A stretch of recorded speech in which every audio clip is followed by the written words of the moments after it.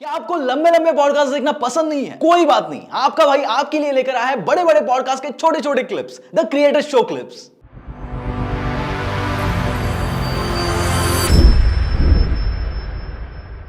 सो sales के पीछे ऐसी कौन सी टेक्निक है जो आप खुद फॉलो करते हो?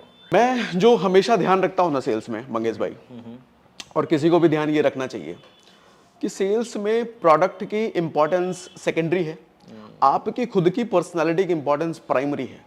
आप अगर अपने आप को सेलेबल बना पाओ, लाइकेबल बना पाओ सामने वाले के लिए, वो फर्स्ट प्रायोरिटी है। आपने अगर एक बार मेहनत करके अपने आप को लाइकेबल बना दिया ना सामने वाले को, फिर जिंदगी भर आप उसको बेचते रहो, बिकता रहेगा। अब जैसे फिर मैं अभी आपसे ही बात करूं, आपसे हमारी बातचीत होते होते 2-3 महीने 3 महीने में हमारा इतना अच्छा कनेक्शन बॉन्डिंग बन जाता है। अभी तक मैंने आपको नहीं बताया कि मैं क्या बेचता हूं। आप खुद ही मेरे से पूछोगे कि सागर भाई क्या बेचते हो आप, क्या क्या प्रोडक्ट है, और अगर आपके मतलब के प्रोडक्ट है तो आप मेरे से ही लेना पसंद करोगे। व्हाई? क्योंकि मैंने अपने आप को अपने सामने, आपके सामने लाइकेबल बना दिया। सो बेचने वाली अगर कोई चीज है तो प्रोडक्ट सेकेंडरी है, बेचने वाली अगर कोई चीज है तो वो हम खुद होते हैं। अपने आप को बेचने लायक बना दो, कुछ भी बिकता है। सागर भाई, एक बहुत फेमस मूवी है the Wolf of Wall Street, उसमें एक चीज दिखाई गई है कि सेल मी दिस पेन, ठीक है? तो वो पेन सेल करने का जो एक फैड चल रहा था बीच में, यूट्यूब पे भी बहुत सारे लोग उसका आंसर दे रहे थे, बहुत सारे सेल्स एक्सपर्ट भी उसका आंसर दे रहे थे।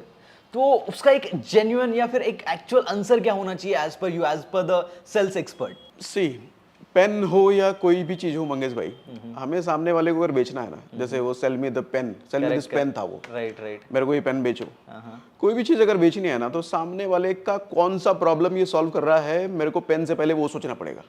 मेरे को पहले ये समझना पड़ेगा कि मैं इसको क्या चीज इसकी ठीक करवा दूं, कौन सा इसका गोल अचीव करा दूं, कौन सी इसकी प्रॉब्लम ठीक करा दूं, ताकि मैं अपना पेन निकाल पाऊं डब्बे से। पहले मैं पेन नहीं निकालूंगा, मैं जब तक वो प्रॉब्लम नहीं ढूंढूंगा पेन निकालूंगा नहीं डब्बे से, वो डब्बे में ही रहेगा। और अगर मैं डिस्कशन के दौरान प्रॉब्लम निकालने में नाकामयाब रहा, वो पेन निकालूंगा ही नहीं मैं। जिस मोमेंट मेरे को समझ में आ गया कि अच्छा इसकी हो सकता है हैंडराइटिंग खराब है लगता है, अब मैं पेन निकालूंगा कि मेरे पास एक ऐसा पेन है जो आपकी हैंडराइटिंग ठीक कर देगा। मैं नहीं बताऊंगा ये पेन इस मेटल से बना है, इसकी इंक है, ये निब है, वो सब कुछ नहीं। हैंडराइटिंग आपकी ठीक हो जाएगी, और आपकी हैंडराइटिंग ठीक हुई ना, लोग आपकी राइटिंग से दीवाने हो जाएंगे, आपकी इज्जत बढ़ जाएगी। That's all. बट पेन से कैसे हैंडराइटिंग ठीक होगी? मतलब मैं समझा नहीं इस बात को। अगर एक अच्छा पेन है, अगर जैसे पेन की बात करूं, वैसे मैंने पेन कभी नहीं बेचा, लेकिन अगर पेन की बात करूं तो पेन की सबसे बड़ी अचीवमेंट किसी के लिए क्या हो सकती है? वो पेन से उसकी हैंडराइटिंग अच्छी हो। वही तो है, पेन से कौन सी बड़ी अचीवमेंट हो सकती है? हैंडराइटिंग। हैंडराइटिंग लिखने के लिए तो पेन लेते हैं। हैंडराइटिंग अगर जिस पेन से अच्छी बन रही है, वो पेन की सबसे बड़ी अचीवमेंट है। चाहे वो पेन कितना भी खराब भी दिख रहा है, हैंडराइटिंग अच्छी हो रही है, लिखने में स्मूथ है, हाथ में दर्द नहीं हो रहा, वो सबसे बड़ी अचीवमेंट है। पर आजकल का जो हमारा सोसाइटी है वो चीजों के ऊपर इसीलिए स्पेंड करता है ताकि वो शो ऑफ कर सके, ठीक है? भले उसका क्वालिटी इन द, जब आप यूज करोगे तो उस प्रोडक्ट का क्वालिटी उतना नहीं है, बट अगर वो शो ऑफ करने के लिए आपको यूज करना है या फिर शो ऑफ करना है आपको उस चीज को दिखा के, इसके लिए लोग बहुत ज्यादा इन्वेस्ट करते हैं। तो ऐसे सोसाइटी को हम कैसे टैकल करें?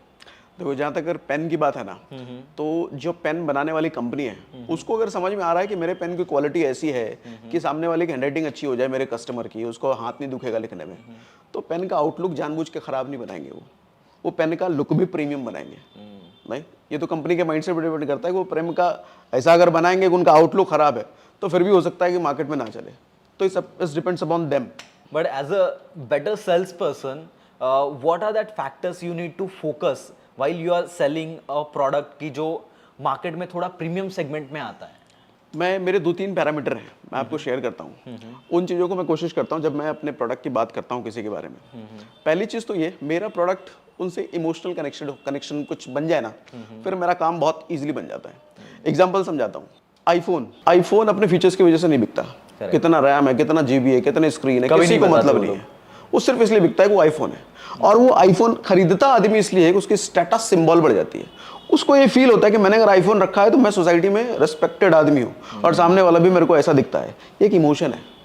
बाइक में बुलेट से कहीं ज़्यादा अच्छी बाइक्स हैं, केटीएम वीटीएम, पता नहीं कौन कौन सी ले लो आप, कहीं ज़्यादा स्पेसिफिकेशन, कहीं ज़्यादा पावर, कहीं ज़्यादा स्पीड, और शायद प्राइस में भी आसपास हो। बट बुलेट लेकर के आदमी को क्या फील होता है? राजा वाली फीलिंग, किंग वाली feeling. That's a sense of achievement at emotional level. तो मैं कोशिश ये करता हूँ कि मेरे पास अगर प्रोडक्ट है, कुछ इसका इमोशनल कनेक्शन अगर उससे बन पाए, मेरे प्रोडक्ट को यूज़ करके अगर उसको प्रीमियम फील कर पाए, कि जैसे मैं अगर मान लो कोई एग्जांपल करो, कोई जूस बेच रहा हूँ मैं, और वो जूस को मैं अगर उसको फील करा पाऊँ, ना सिर्फ बता पाऊँ, फील करा पाऊँ कि ये जैसा जूस है कि हर एक हाई प्रोफाइल का आदमी आजकल सुबह सुबह उठते ही ये वाला जूस कंज्यूम करता है, ये अगर मैं फील करा पाऊँ, मेरा सामान बिक गया। फिर वो जूस को मैं 100 में बेचूँ, 1000 में बेचूँ, लाख, प्राइस सेकेंडरी हो जाता है उधर। राइट। इसी के लिए मैं एक एग्जांपल देना चाहूँगा गाइज। जैसे आपने स्टारबक्स का नाम ज़रूर सुना होगा कि स्टारबक्स की जो कॉफ़ी है, उस कॉफ़ी की प्राइस जो होती है वो नॉर्मल कॉफ़ी से एटलीस्ट 5 टाइम्स ज़्यादा होती है, ठीक है, if I am not wrong. मैं कभी स्टारबक्स गया नहीं हूँ इसलिए मेरे को पता नहीं है, लेकिन मैंने बहुत लोगों से सुना है कि स्टारबक्स की कॉफ़ी का प्राइस ज़्यादा होता है, बट क्वालिटी जो होता है आपका नॉर्मल कॉफ़ी उससे 10 गुना ज़्यादा बेटर होता है। बट यहाँ पे लोग स्टारबक्स क्यों जाते हैं? इसीलिए नहीं कि वो उनको कॉफ़ी का टेस्ट पसंद है। स्टारबक्स जाने के पीछे का उनका रीज़न सिर्फ इतना होता है कि वो लोग फोटो निकाल के इंस्टाग्राम पे स्टोरी डाल पाए कि हम लोग स्टारबक्स में आए हैं और हम लोग स्टारबक्स में स्पेंड करने के लिए कैपेबल है। अगर आपको ये कन्वर्सेशन पसंद आया तो पूरा पॉडकास्ट देखने के लिए यहाँ पर क्लिक करिए और ऐसे ही थॉटफुल क्लिप्स के लिए हमें सब्सक्राइब करिए।